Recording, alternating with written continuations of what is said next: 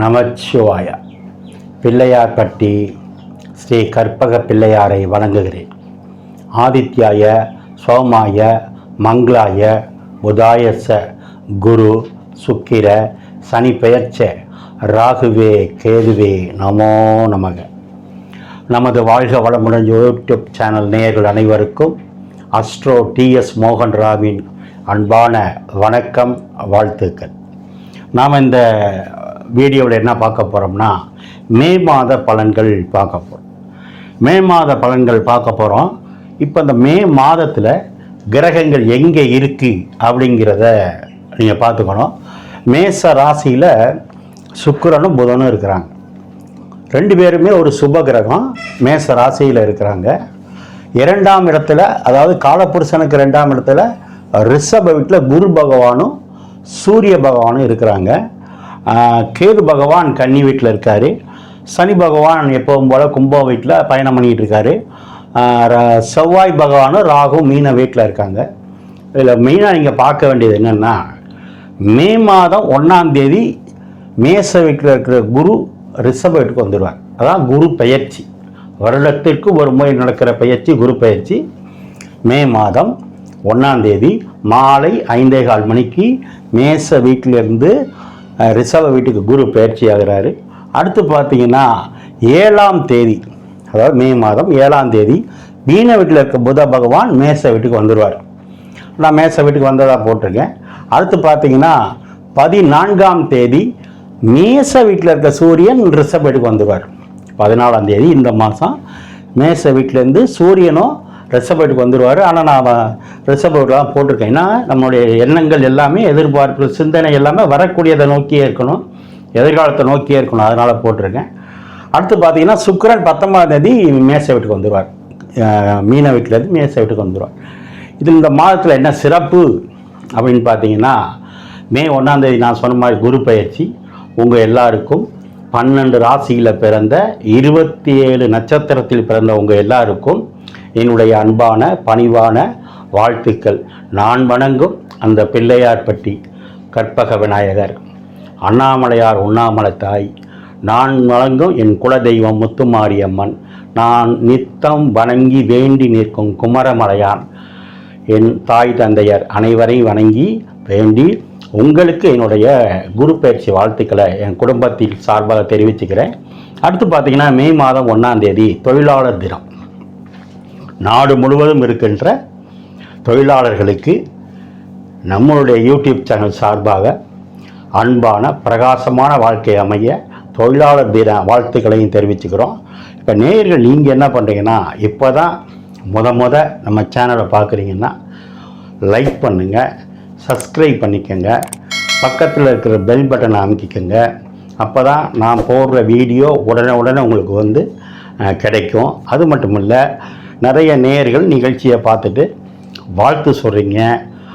ஒரு சிலர் கூட உங்கள் ஜாதகத்தை என் செல் நம்பருக்கு அனுப்பி ஃபோன் நம்பரை கேட்டு வாங்கி அனுப்புகிறீங்க. உங்களுக்கும் என்னுடைய வாழ்த்துக்கள்.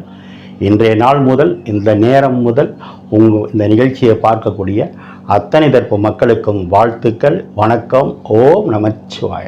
நாம் இப்போ மகர ராசியை பார்ப்போம். மகரம் அப்படின்னா சிகரம், நான் வச்சிருக்க பேர். மகர ராசிக்கெல்லாம் வாழ்க்கையில் எப்படியும் ஒரு நாளாவது சிகரத்தை தொடுவாங்க அப்படிங்கிறது என்னுடைய கருத்து. அது மாதிரி தான் நடந்துக்கிட்டு இருக்கு. சரி சார், இந்த மாதம் எங்களுக்கு எப்படி இருக்கும்? அதுக்கு முன்னாடி குரு பயிற்சி நிறைய சொல்லியிருக்கீங்க, நாங்கள் உங்கள் வீடியோவை பார்த்தோம். இந்த மாதம் எப்படி இருக்கும் அப்படின்னு கேட்குறீங்க. அதில் ஒரு சிலர் குரு பயிற்சி இன்னும் எங்களுக்கு நல்லா இருக்குது சொன்னீங்க, இன்னும் 2 பாயிண்ட் சொல்லுங்கள் சார்னு சொன்னீங்க. ஒரு 2 பாயிண்ட் மட்டும் சொல்லிவிட்டு அப்புறம் இந்த மே மாத பலனுக்குள்ளே போயிடுவோம். முதல்ல கிட்டத்தட்ட 2.5-3 வருஷமாக இந்த மகர ராசிக்காரங்க நிறைய பேர் ஜாதகம் அனுப்புனீங்க, உங்களை நான் காப்பாற்றி வச்சேன், அது உண்மை சார்னு சொன்னீங்க. ஏன்னா இந்த மகர ராசிக்காரங்களாம் 3-4 வருஷமாக பட்ட பாடு சொல்லி மாளாது. கோச்சிட்டு போயிட்டேன் சார், வீட்டுக்கு விட்டு வெளியில் போயிட்டேன் சார், பணத்தை இழந்துட்டேன் சார், முதல் போட்டு தொழில் போச்சு சார், நண்பனை ஏமாந்தேன் சார், அந்த நண்பன் ஏமாற்றிட்டான் சார், பொண்டாட்டி விட்டுட்டு போயிடுச்சு சார், குழந்தை பிறக்கலை சார், எனக்கும் பிள்ளைக்கும் இப்படி சொத்து பிரச்சனை சார், கோர்ட்டு கேஸு சார், ஜாமீன் கிடைக்கல சார். எவ்வளோ பேர் இது மாதிரி சொன்னவங்கெல்லாம் மகர ராசி தான். இப்போ அதெல்லாம் தாண்டிட்டீங்க. உங்களுக்கு இந்த குரு பயிற்சி கையெடுத்து கும்பிடணும். ஏன் 5ஆம் இடத்துக்கு வர்றது குரு வந்துருச்சு. மே 1லேருந்து 5 குரு கெஞ்சினாலும் கிடைக்காது. அந்த குரு திரும்ப 9ஆம் பார்வையாக உங்கள் ராசியை பார்க்குது. நான் நிறைய விளக்கம் அந்த குரு பயிற்சி வீடியோவில் கொடுத்துருக்கேன். சனி பயிற்சியும் இல்லைன்னே வச்சுக்கலாம், சனி பயிற்சி முடிஞ்சிருச்சுன்னே வச்சுக்கலாம். ஏன்னா கிட்டத்தட்ட 7.5 வருஷம் சனி பயிற்சி, ஜென்ம சனி, விரைய சனி, குடும்ப சனின்னு இப்போ 6 வருஷம் முடிஞ்சிருச்சு. இன்னொரு 1.5 வருஷம்தான் இந்த சனி இங்கே போகிறதுக்கு. இனிமேல் இந்த சனி தான் நம்மளுக்கு நல்லதே பண்ணுவார். எந்த சனி பாதகத்தை கொடுத்தாருன்னு நீங்கள் நினைக்கிறீங்களோ அந்த சனி தான் நல்லது பண்ண போகிறார்.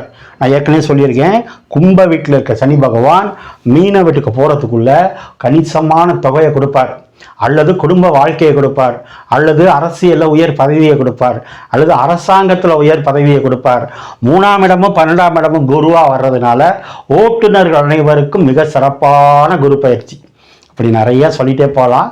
ஆக குரு பயிற்சி நல்லா இருக்குது, சனி பயிற்சியும் நல்லா இருக்குது.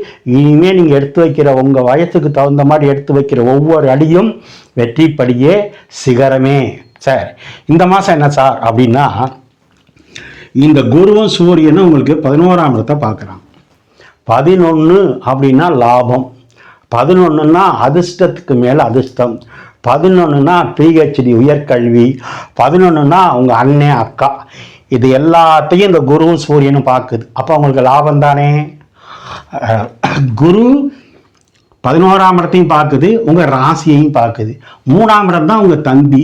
அப்போ உங்கள் தம்பி உங்களை பார்க்குறாரா, அப்போ தம்பினால் படிப்புக்கு யோகம் உண்டு, தம்பினால் தொழிலுக்கு யோகம் உண்டு, தம்பினால் வேலை வாய்ப்புக்கு யோகம் உண்டு. 3 தான் உங்கள் மாமனார். அப்போ உங்கள் மாமனார்னால உங்களுக்கு யோகம் உண்டு. சூரியன்னா உங்களுக்கு 7ஆம் இடத்துக்கு 2, 8ஆம் இடம்.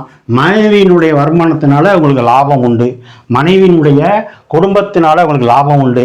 8ஆம் இடம் தான் மாமனார் வீட்டை சொல்கிறது. மனைவிக்கு 2ஆம் இடம்னா மனைவி பிறந்த குடும்பத்தை சொல்கிறது, அதனால யோகம் உண்டு. 9ஆம் இடம் தான் பாக்கியஸ்தானம், அதையும் குரு பார்க்குது. ஆக எல்லா விதமான யோகமும் உண்டு சார். எல்லாத்துக்கும் மேலே 5, 10க்குள்ள கிரகம் யாரு? சுக்கிரன். உங்களுக்கு 9 கூட யாரு?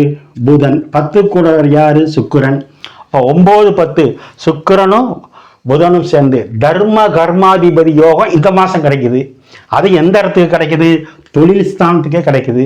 அப்போ தொழில் அமோகமாக இருக்கும், அற்புதமாக இருக்கும். என்னென்ன தொழில் பண்ணுறீங்களோ அத்தனையும் நல்லாயிருக்கும். பெரும்பாலும் மகர ராசிக்காரங்க என்ன பிஸ்னஸ் பண்ணுவீங்க? ஃபர்னிச்சர் கடை, உணவு தொழில், மோட்டார் வாகனம், இரும்பு சம்மந்தப்பட்டது, ஸ்பேர் பார்ட்ஸு, எலக்ட்ரிக்கல் எலக்ட்ரானிக்ஸ், இதெல்லாம் நீங்கள் பண்ணிகிட்டு இருப்பீங்க. அப்போ 9, 10 ஒன்று சேர்ந்து, புதனும் சுக்கிரன் ஒன்று சேர்ந்து 4ஆம் இடத்துலேருந்து திரும்ப 10ஆம் இடத்தை பார்க்கும்போது, தொழில் ஸ்தானத்தை பார்க்கும்போது, கர்மஸ்தானத்தை பார்க்கும்போது தொழில் வெற்றி மேல் வெற்றி. புதனோடு சேர்ந்து 10ஆம் இடம், அப்போ தொழில் நல்லாயிருக்கும். ஏன்னா புதன் தான் கல்விக்குள்ள கிரகம். நிறைய விஷயங்களில் முன்னேற்றம் உண்டு.